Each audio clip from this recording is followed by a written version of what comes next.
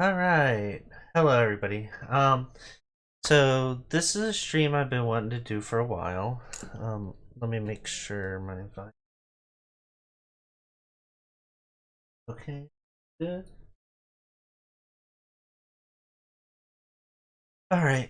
So again, this is a stream that I've been wanting to do and haven't got it. Well, I've been doing a lot of other stuff, and you might have noticed that the last few streams I've done were just me and some friends talking about some um, movies and things like that, media. But this is going to be a little bit different.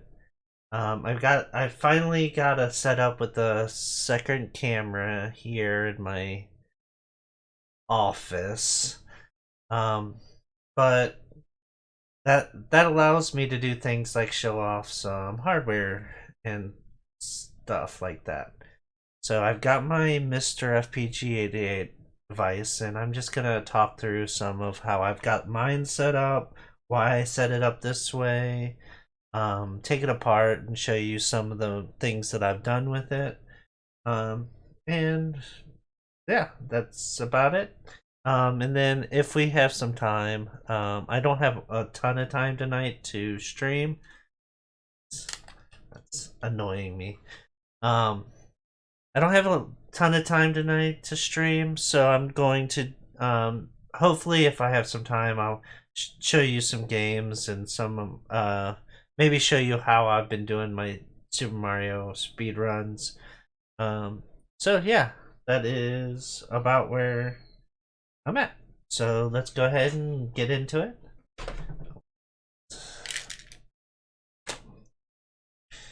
Vitamins. Alright, so let's switch over to this.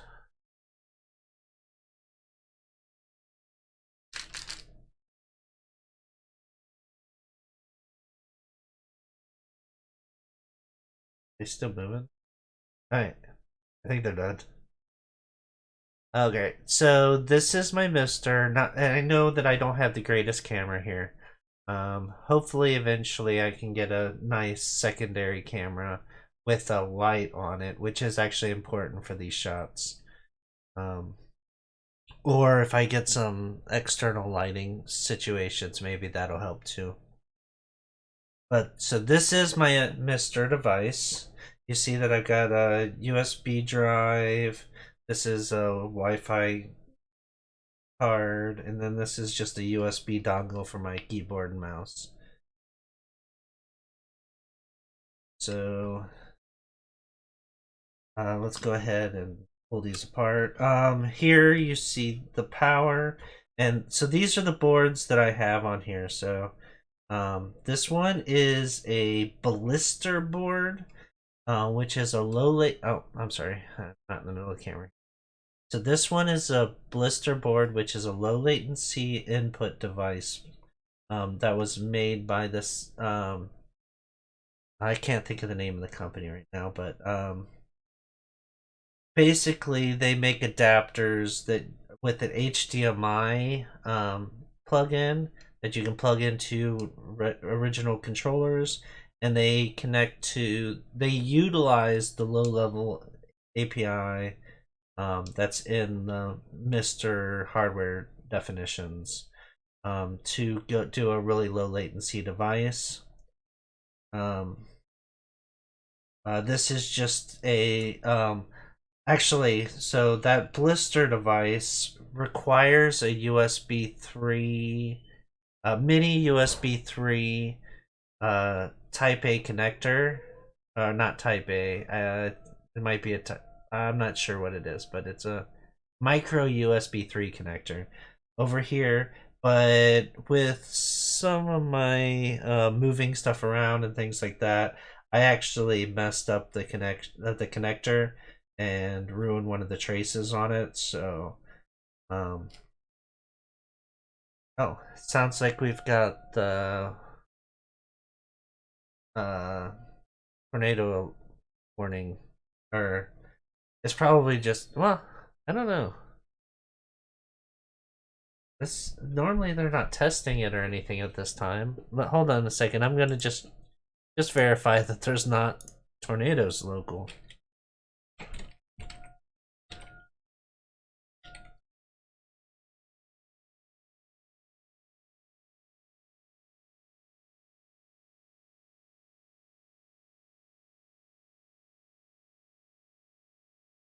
I'm not seeing any news right now.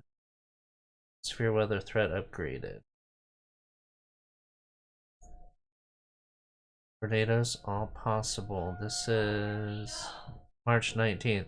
Alright, I'm gonna put this on intermission and talk to my wife for a minute, so I'll be back.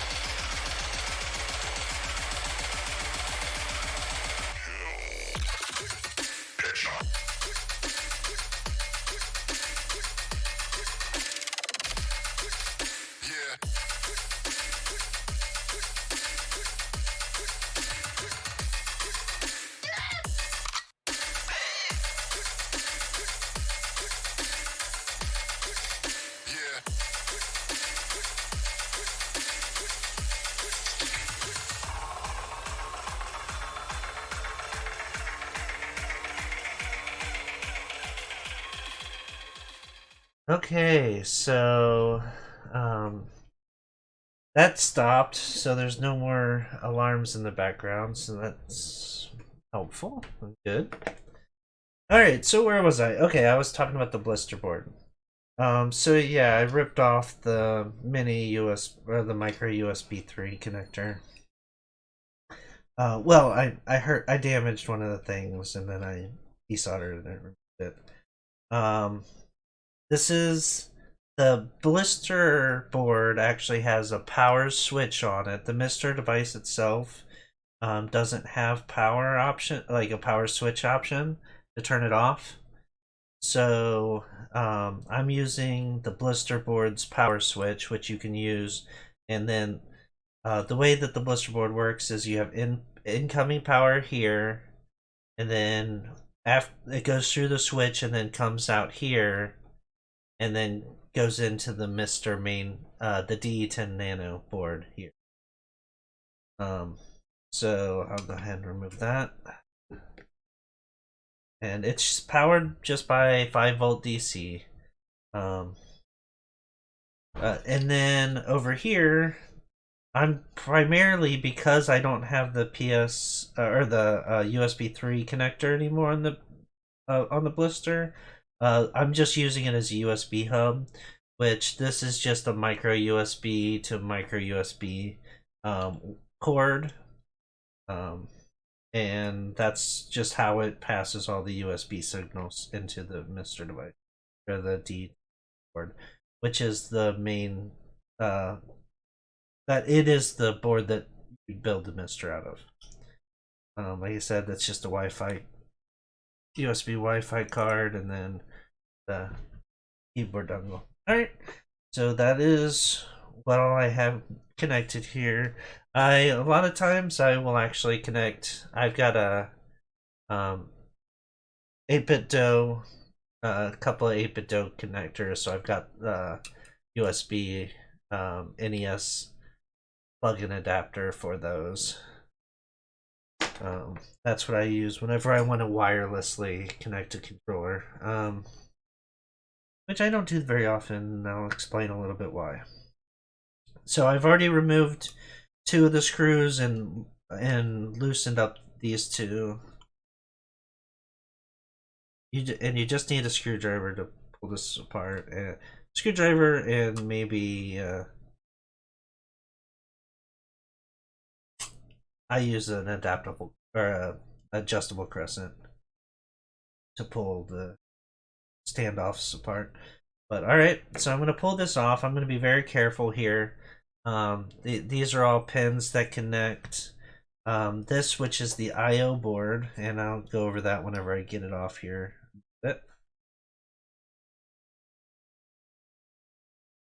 Oh, I was originally going to tell you the boards that I'm using. I've got the blister board I mentioned. This is the D10 Nano that actually houses the FPGA that is utilized for the MiSTer. And then this is the I/O board um, that I actually purchased from a builder online. MiSTeraddons.com is where I got it.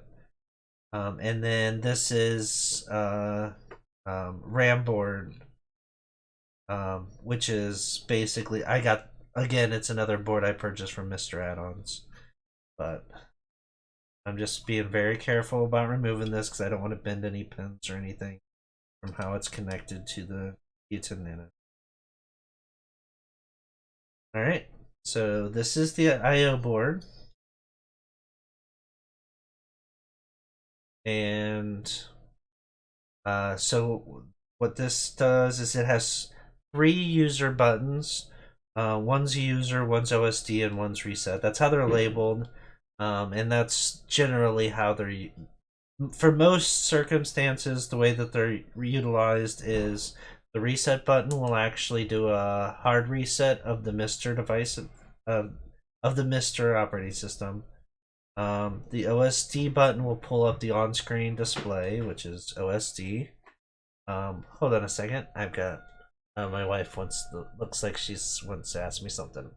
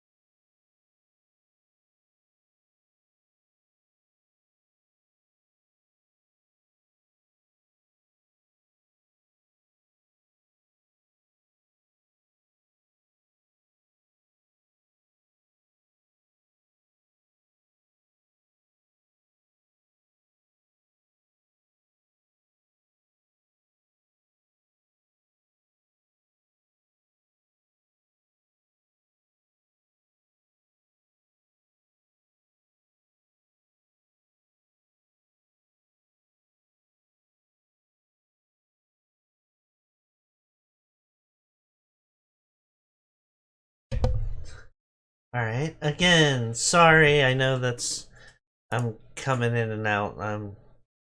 We're having tornado warnings around here, and I'm just trying to keep the life calm. Um, I don't think we're in any danger or anything like that. It was in the far side of the county from us. So okay, where was I?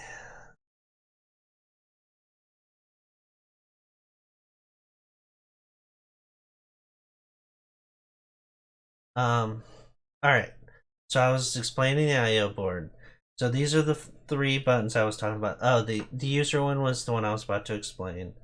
That one generally resets the arcade system or the core or the arcade system or the console system that you're.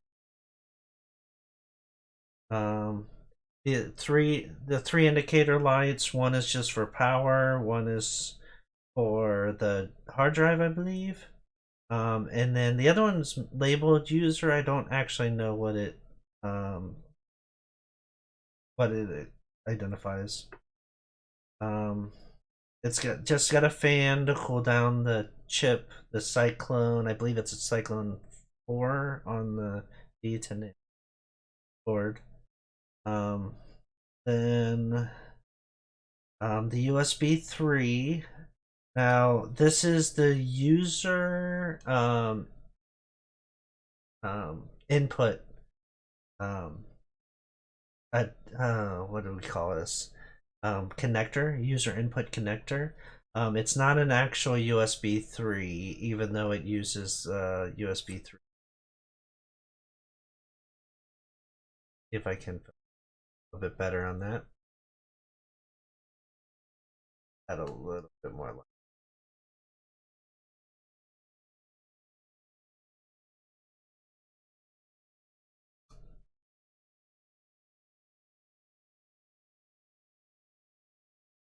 So it uses a USB 3 connector, but it's not used for as a USB. Um, it is directly connected to the cores, and I'll explain that a little bit. And then there's got an audio out with LEDs so that you can use digital with can't think of SPDIF through uh, an optical cable. It's got a VGA connector. It's a D9 connector that by default works as a VGA connector or VGA output, analog out. And there's also settings to modify that to using multiple different adapters so you can get pretty much any kind of analog output that you would want from your system. So a lot of people use it for RGB. I just use it for VGA because I do have a VGA CRT monitor that I hook it up to. And then this is sync on green switch just to turn on or the options are forced on or auto. And then there is a micro SD card reader here. That is for some of the cores that have separate hard drives from the MiSTer itself. You can utilize that to provide either disk out inputs or disk drive connection or CD drive connection, different things like that. That's the major things to go over with that. Now we've got the D10 Nano board. I'm not gonna take these apart because I need to loosen these up a little. And I don't. I think everything that I need to show you is either on the top or around the edges. So here's the SD card. This is what stores the operating system. Just slots in right at the bottom of the board there. This is just obviously a LAN connector. This is a mini USB that you can connect directly to a computer to SSH into the D10 Nano, or do some programming functions using some of the vendor utilities for the D10 Nano. This is the USB hub input, so that's how you get all of your USB inputs to the ARM processor that's on here. This is the RAM. Careful. This. Right, I mentioned that this was RAM that I got from MiSTer Add-ons. It's just a 32 meg RAM chip, and then some, looks like some capacitors around it. Just plugs in. The D10 Nano has two sets of pins that connect to the FPGA, which is underneath the heatsink here. And I believe this is the ARM processor that's on there. I'm not gonna be able to read it right now unless I look real close, but I don't want to take the time. But there's also the ARM chip, which controls the functionality of this. Loads the cores, handles all the USB in and output. Yeah, so there's a number of things. This is the power in, HDMI out, and this and the analog out from the I/O board will work simultaneously. And then there is also if you get an adapter, this can actually provide hard-coded analog out. I'm getting it. I'm not going on myself because I'm monitoring my audio. I'm gonna actually, give me a second. All right, that's better. So this can provide direct video out, analog, and so then you can connect with an adapter to other devices, and it actually is a little bit better than the VGA output, the DB9, for a couple of reasons, and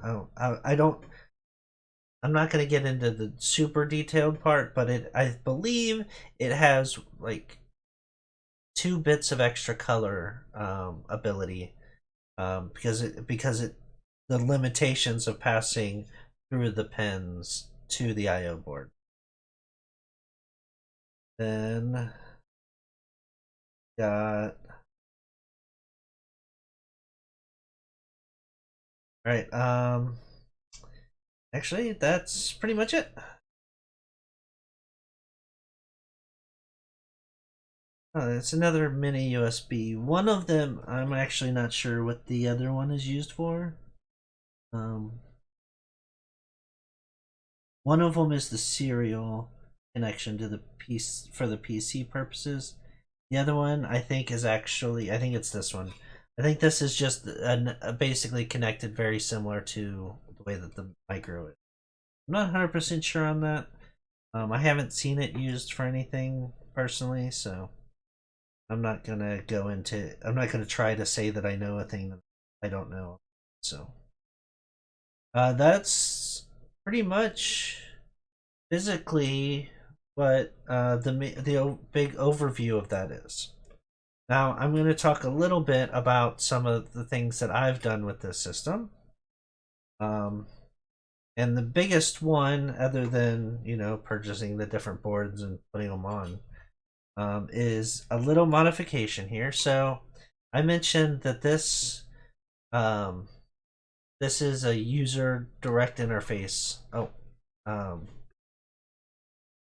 input. So the way that this works is with certain devices, and the most common one they call a snack. The blister is another one. That's where the blister would actually connect if I hadn't removed the micro USB 3. So this is a snack, and SNAC. I think it's Serial Native Adapter Controller or something like that. But so this can plug into this USB 3. Again, you see that this is, I don't know if you can see the blue in there, but it's a USB 3 connector. And you would plug it in there, and it's got the same HDMI connectors as the Blister does. And it uses the same adapters to connect to native controllers. I've got one here for my NES, and you see that it's got an HDMI connector on one end and then the NES input on the other. And then what this does is pretty much all this is it modifies the levels for each of the controller ports, because to make them match what the Blister actually wants, which is 3.3 volts. And then it feeds to this, which actually directly feeds through these pins down to the Cyclone 4. Now, the benefit of that is if one of the cores, okay, let's say the NES cores. So let's talk directly about that. Just this a little.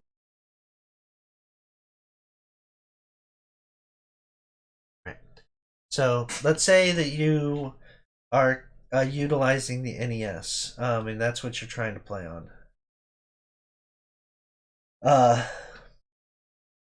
By default, the system will okay.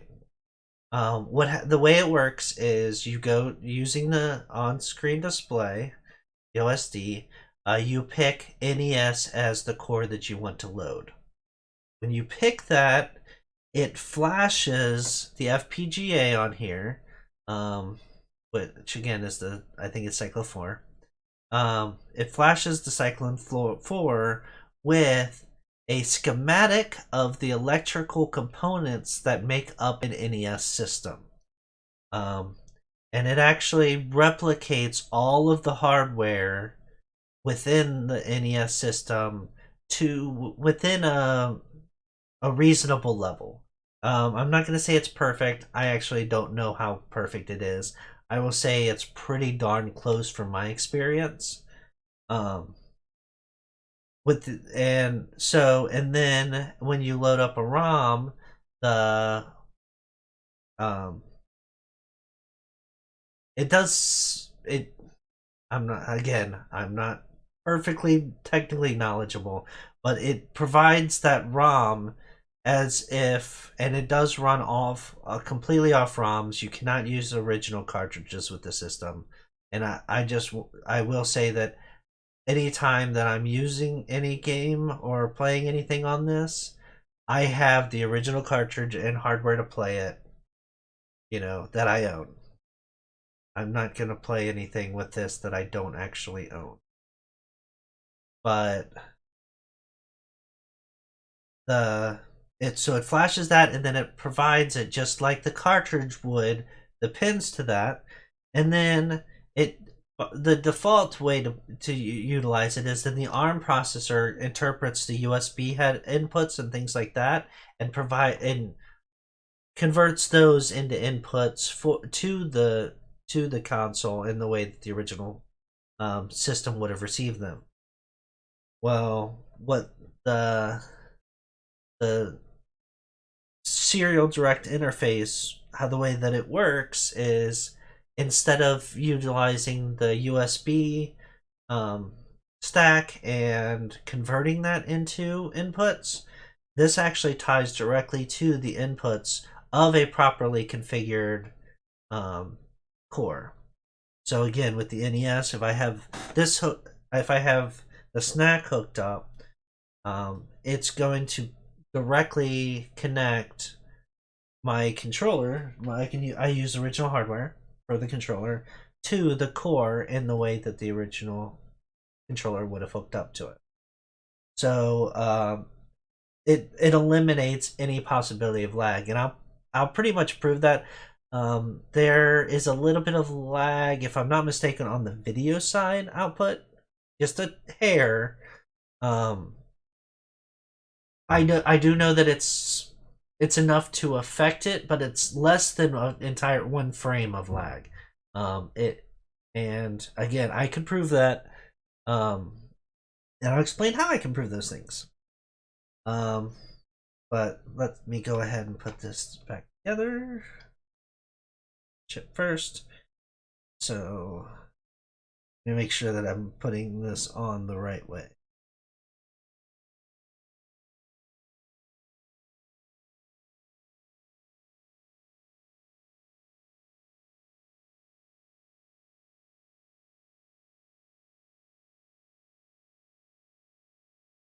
Oh, while I'm doing it, I'll mention this. So, one of the things about this is that by default it has it uses 2 pins to output power, 3.3 volt and 5 volt, I believe. Um, but for DB9, or sorry, are they DB9? Yeah, before I called this a DB9, this is a DB15. DB9 controllers, um, they need an extra pin that USB 3 doesn't have enough for if you're using 2 of those for power.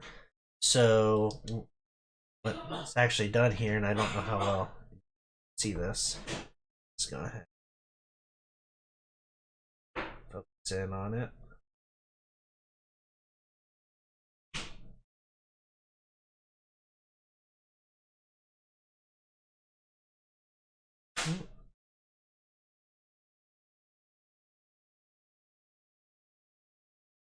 You'll see my ugly soldering job here.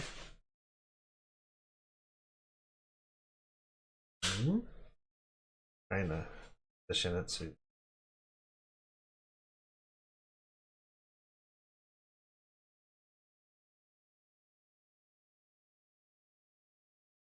Sorry, the camera is about a 90-degree for me, but it's not perfectly 90, so I keep having to try to figure out which way move it to get it in, or to get it into the camera view.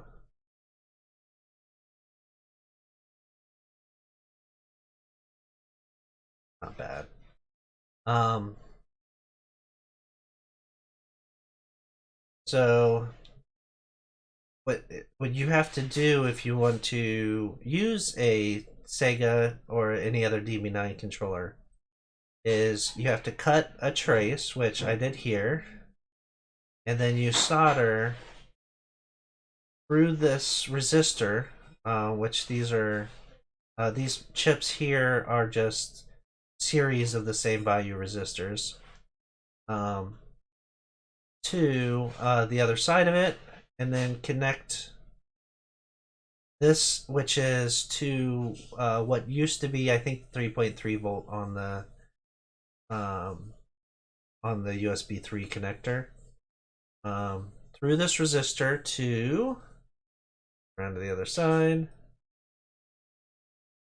Um, this passed through here to this pin, which is one of the pins that will connect directly to the through this board here. Oh, I adjusted the thing through this here to the FPGA itself.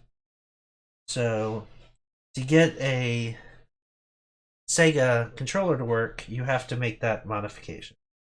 And when I primarily did that um, for my own testing purposes.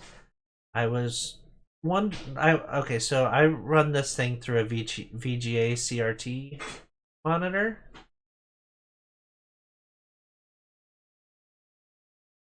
That's what I generally use my MiSTer on, and sure that's right. So this goes here.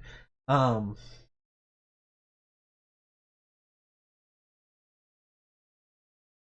yeah, I recommend um if you're gonna do any of this stuff, please just have knowledge and be careful about messing with any electronics devices like this. Um, and but the reason I did it is I run through a CRT VGA monitor, which does not run at 25 hertz, which a lot of the older consoles do. And I wanted to try to see if I could get my light gun or my NES working. And what I was going to say is I know there's less than 1 frame of lag. That's because my light gun does in fact work if I use the snack on my CRT monitor.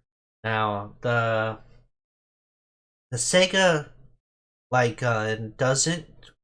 Well, it works, but it's not timed correctly, and that's probably has to do with the scan doubler that that the software uses to work on a 60 hertz monitor, VGA type monitor, instead of the 25 native output that the video would have. There's a good chance that that is why the timing's off, but it's within a few lines. It's probably within about 15 or 20 lines of timing, and it's still less than 1 frame. But so I'm gonna go ahead. The reason that I know that is because while the NES control light gun blacks out the entire screen whenever you push the trigger button, except for the spot that that is basically a target.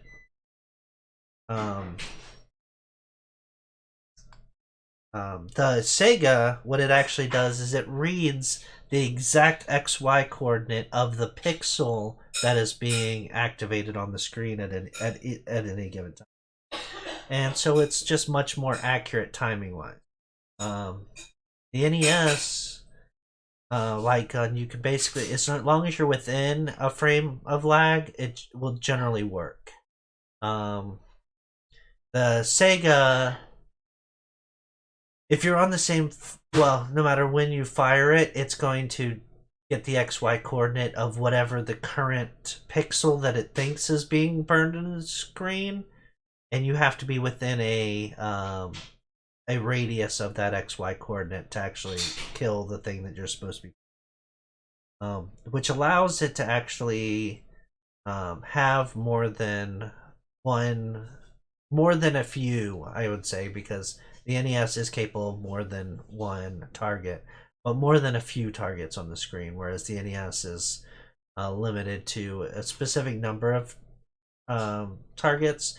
The way that it works is between the frames of the video, it'll do 1 frame of a white block at the target area of each individual person that's on, or each target that's on the screen, and it rotates from the first one to the last one, and based upon the timing and where it sees the light, it knows which one you've hit that way. So a little bit of trivia, anybody who would be interested. Just gonna put a couple of these screws in. First I picked the 2 hardest, well, the one hardest and easiest actually.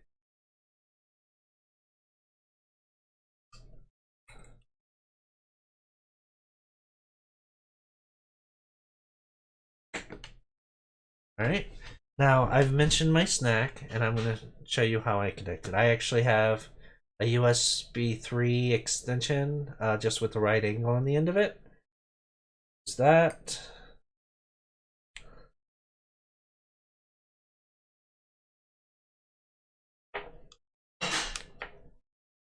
And then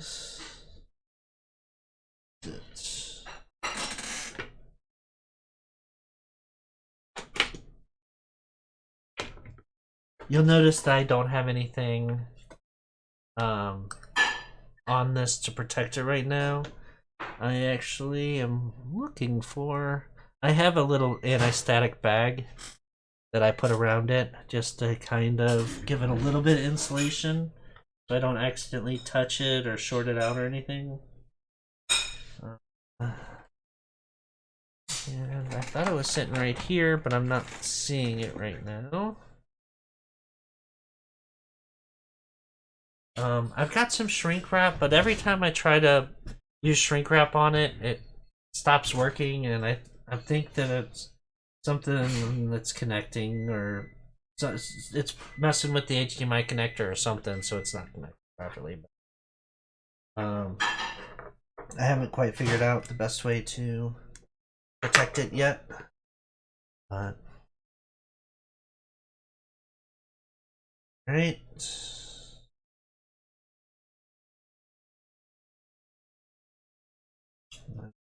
Plug all this stuff into it.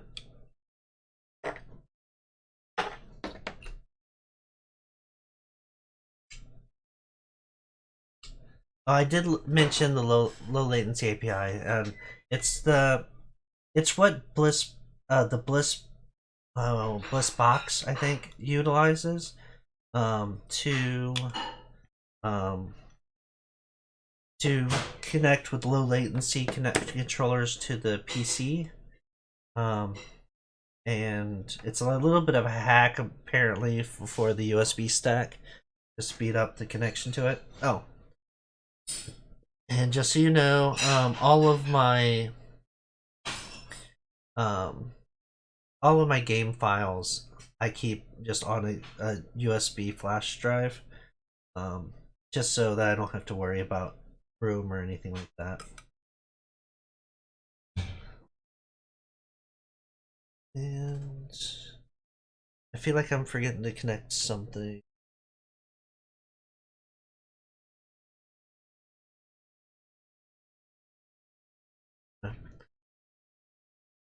Okay, so I guess I should connect this. One of the things is because the way that the snack works and the fact that it directly connects to the console and not through the Linux, you can't use it for interfacing for with the system itself. You can only use it when you're inside one of the cores. So I have to have another input device whenever I'm doing that. And then what I'm doing here is I'm actually connecting the HDMI connector, and I use that to output to the stream, and then I use the VGA to connect to my monitor. Then so got my NES controller. Looked like it was 4 buttons there. A little bit of a low frame rate. So this is the actual NES controller. I connect it directly to the system. And then I'm also going to connect up wirelessly my 8-bit DOE SN30 Pro. And I use that to interface with the interface. And I'll show you that. And then I will also be showing you, let me make sure that my capture device is on.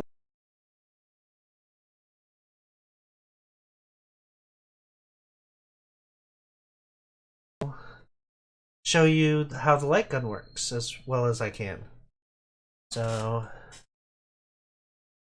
but I'm actually going to put you in intermission, and I'm going to move my cameras around a little bit.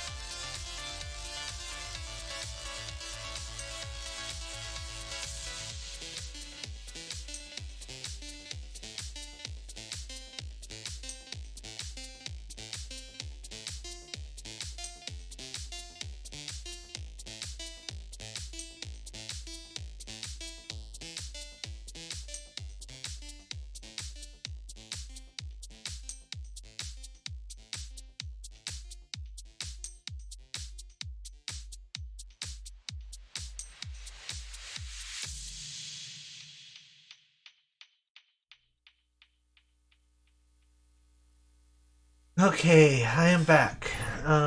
So I'm we're actually working on getting my other camera set up on this view. Give me a second.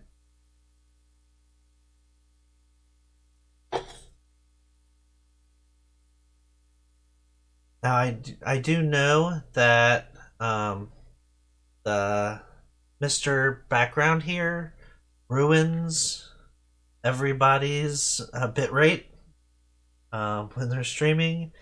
Um, let me see if I can.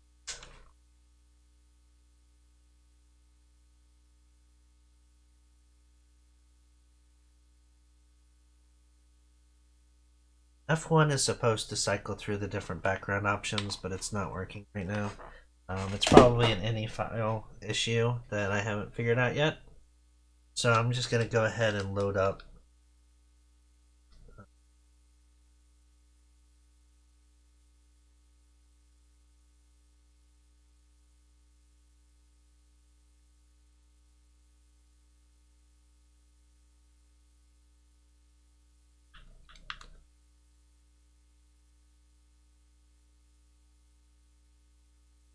Loaded into the wrong mode.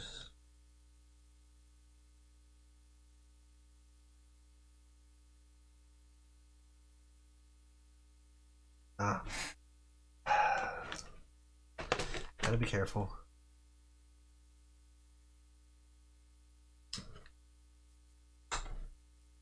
You do usually want to keep a keyboard handy for some of this stuff. Alright, let me go ahead and load up NES. Once we get into there, then it should fix the bitrate.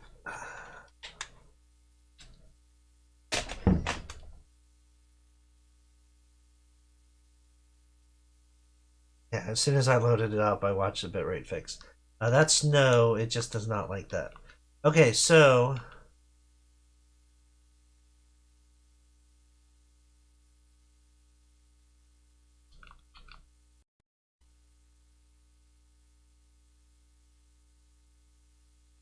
okay, cool. Looks like they've actually merged the snack into the main NES core. So you see here, I have serial node mode. It's turned off. I always leave it turned off whenever I log in, just as a safety precaution. I'm going to turn it on. I don't actually know what Snack Zapper refers to. Um, it might require, it might be some other Zapper functionality. We'll find out. That's a new setting, I guess, with the new version. I haven't seen it yet. And then I'm going to do swap joysticks because by default the wireless would be my input device. Number my one. Oh, maybe not. I might have been wrong there. Let's try popping it back. Okay, yeah. All right, so I was wrong. By default, I guess the snack device is the main. So oh, we're over here. You see, I'm using the NES controller, and actually, like I said, I'm going to try to get the other. Oh, oh, I know what I did. Um, I'm going to try to get the other camera working on this view. That by.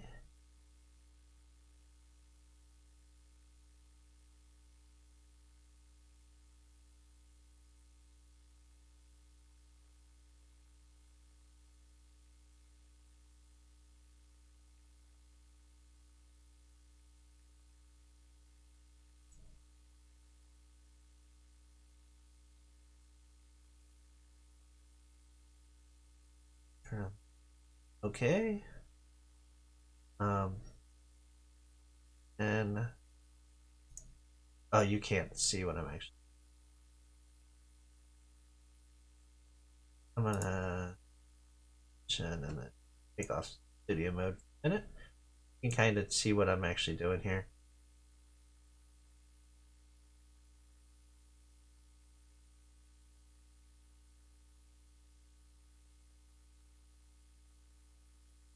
Trying to figure out how I want to position this.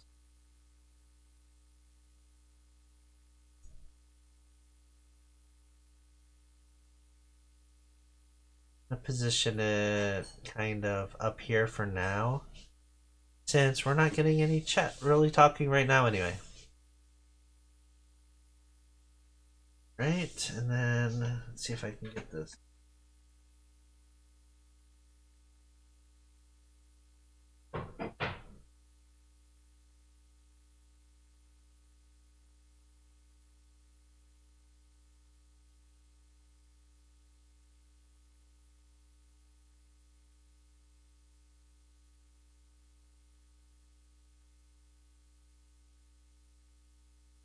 Oh.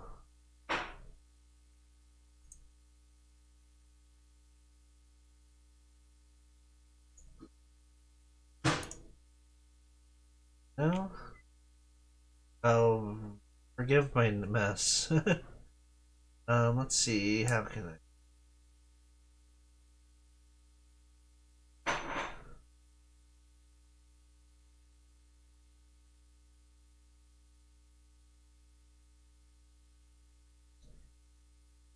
you know what? I'll just keep it over here, and I'll just utilize this so you guys can kind of see what I'm doing with it. And then, so this is how I practice my speed runs in Super Mario Brothers. I usually have a timer going. I'm not gonna use the timer for this. I'll kind of just keep an eye on the time from the recording timer. We're right at a minute or an hour 40 seconds. Oh, well, I'm looking at the wrong screen. That's not gonna work. Watching it through the delay of the capture card and the delay of the recording software is not a way to actually try to get a good. I gotta. You'll see me kind of be a little bit early on these because I've been testing. I've been playing a little bit whenever I wasn't home on my without having my full setup here. So I'm doing things a little bit early. I have to get caught back up with readjusted to the system early too.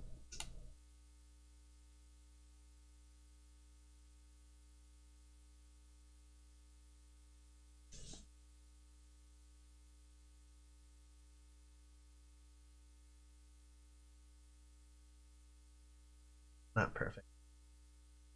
I'm not. I'm definitely not world record material for this game.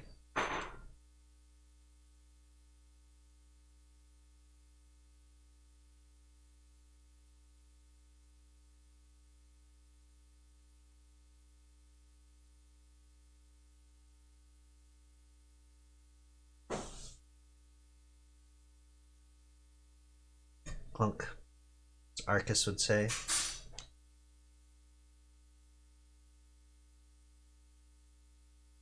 Oh, yeah, a little bit early. Let me practice that. Set.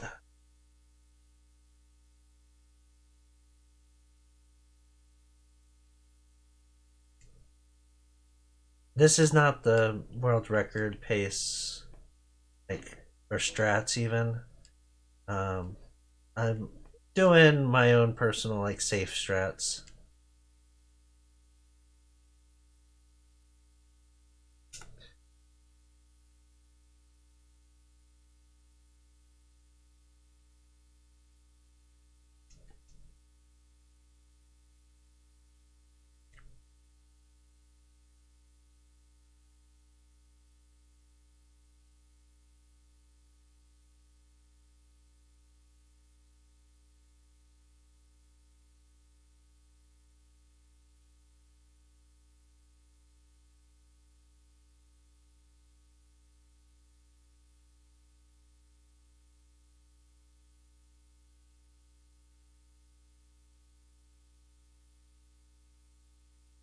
I think it's did the camera just freeze on my hands? No, it's still going. All right.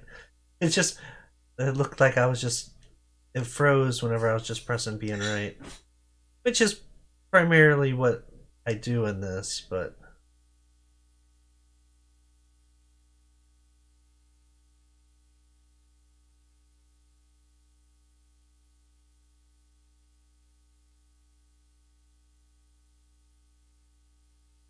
that was a much better. Or 1-2.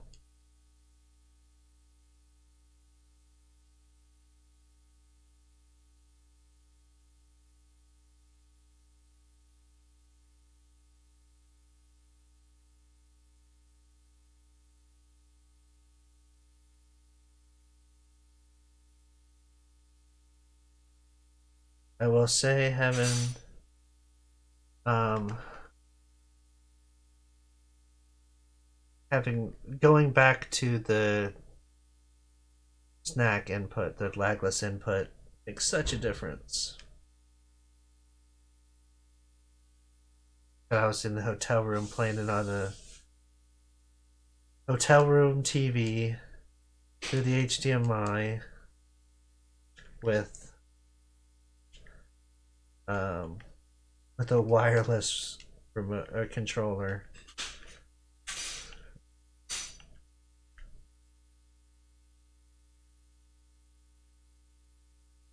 Not a very good 4-2.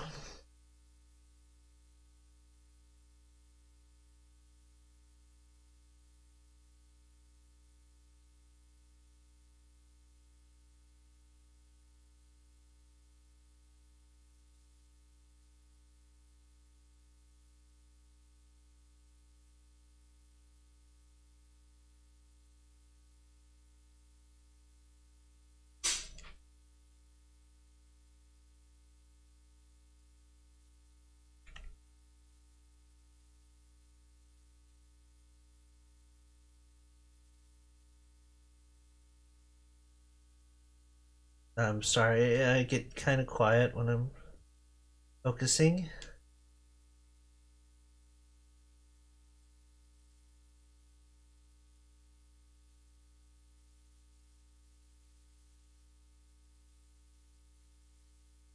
Pretty good 8-1. Not great, but or well, pretty really good for me actually.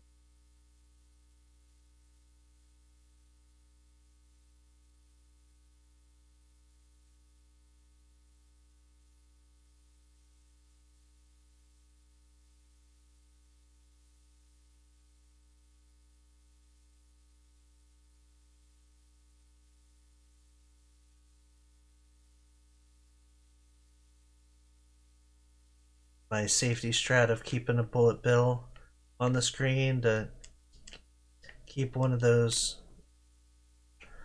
turtles from showing up. It's a safety strat.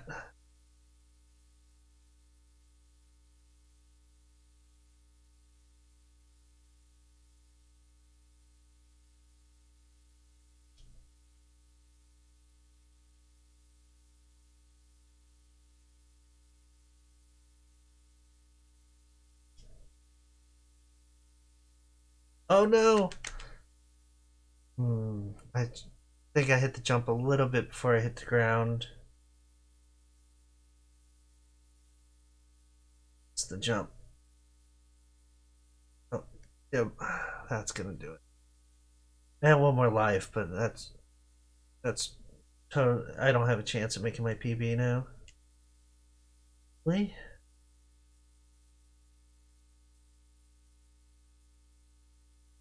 Yeah, I did it again. And yep. So that's I just wanted to kind of show you regular controller. It works. It's great for that.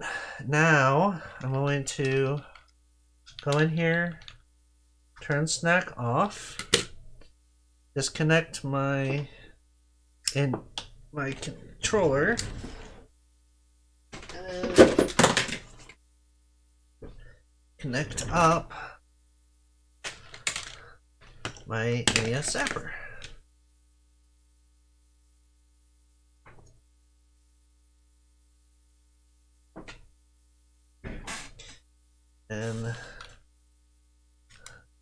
turn this back on. Reset the game. And we'll see. Alright, so like I said, that might be a new setting that might require.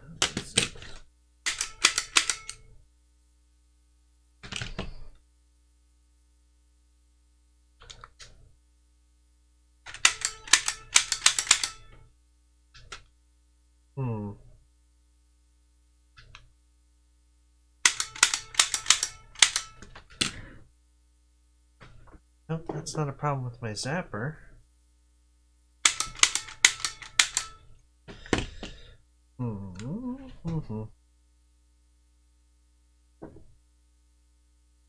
Oh.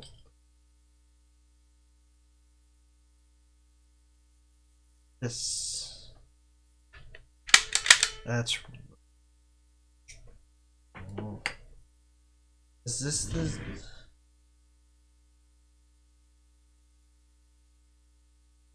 I think I was having problems with Ace.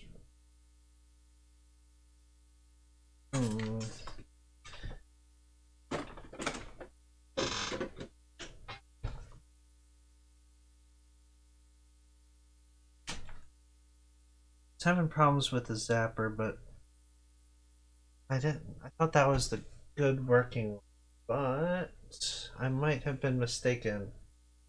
I might not be able to actually show you the working zapper right now, because I'm not seeing my other NES zapper here.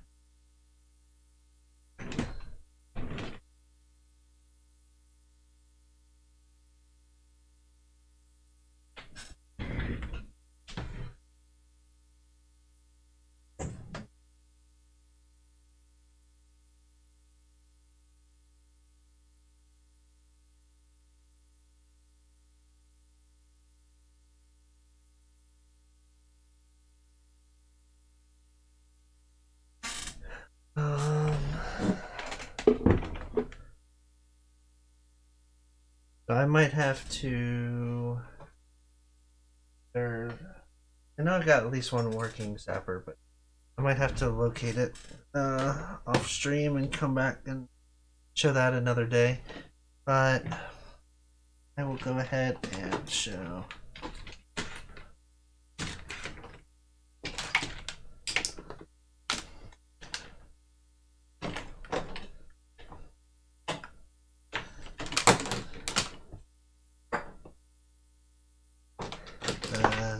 Sega Master System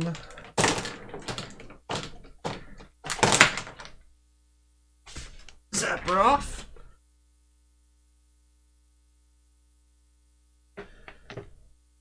Of the light phaser.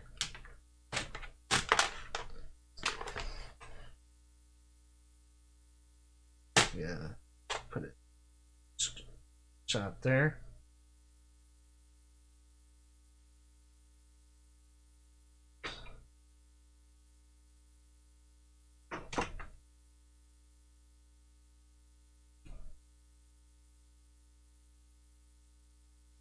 Careful.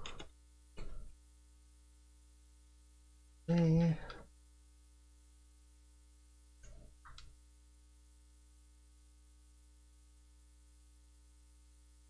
So 19. That would be the newer one.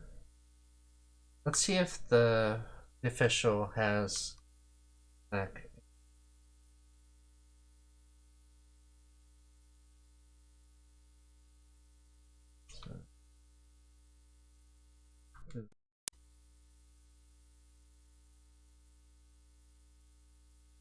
And load.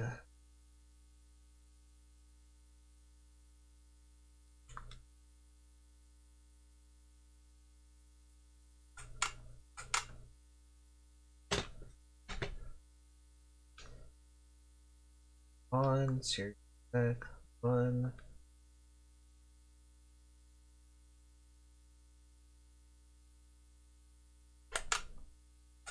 All right, so you see pressing the button does it. Now I can't.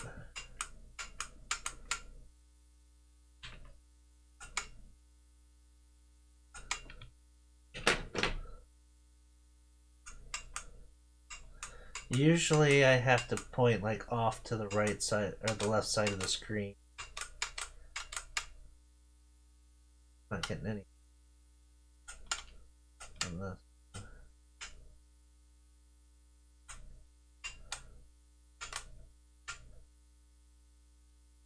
Try.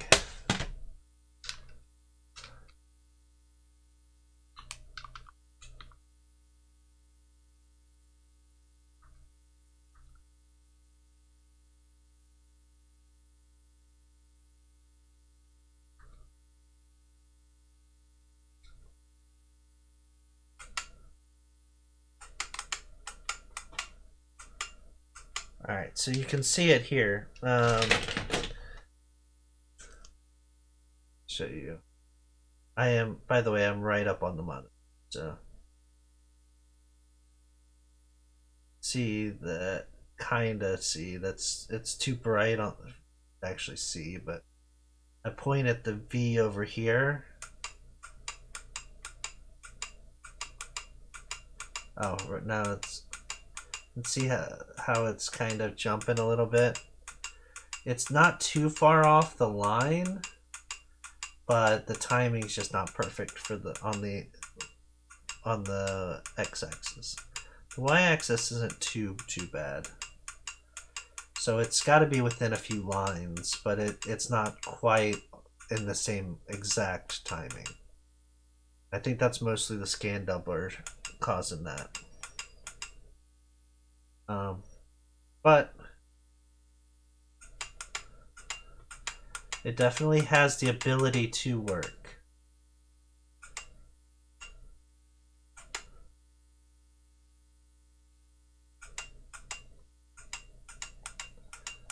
I can actually kind of play with it some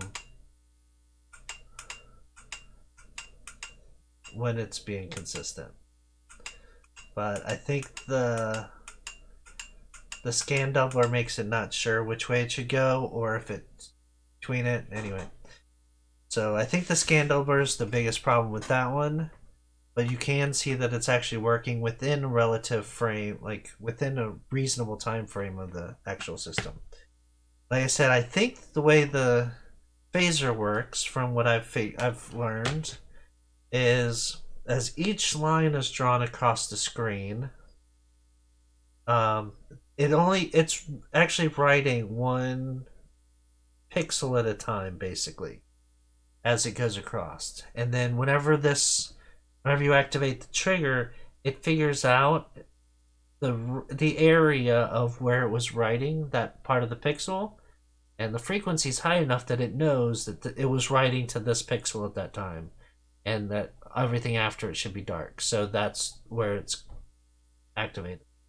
It knows that it's you're in the right or the wrong spot to hit something on the screen. That's why the Master System one is not doesn't work as well. It requires a little bit more accuracy. Whereas the NES phaser, all it does is it flashes for one entire frame of the screen, a white block on each of the targets. And so as long as you're within that frame, when you click on it, if it sees that white, it knows that you hit that target. So it's not nearly as particular. But I think that's all I'm going to share for tonight. I think that I more than I went more than I was actually planning to do, and I did get a little bit of gaming in. And if I do any more gaming, any more streams in the near future, it'll probably primarily be gaming streams. I hope I was. I hope that there was learning involved with the experience, and that I've taught you something. So please feel free to like and subscribe if you are interested in this information. And if I, if it seems like it's something people are interested in, I will keep on making stuff like this. Thank you for stopping by. Have a good night.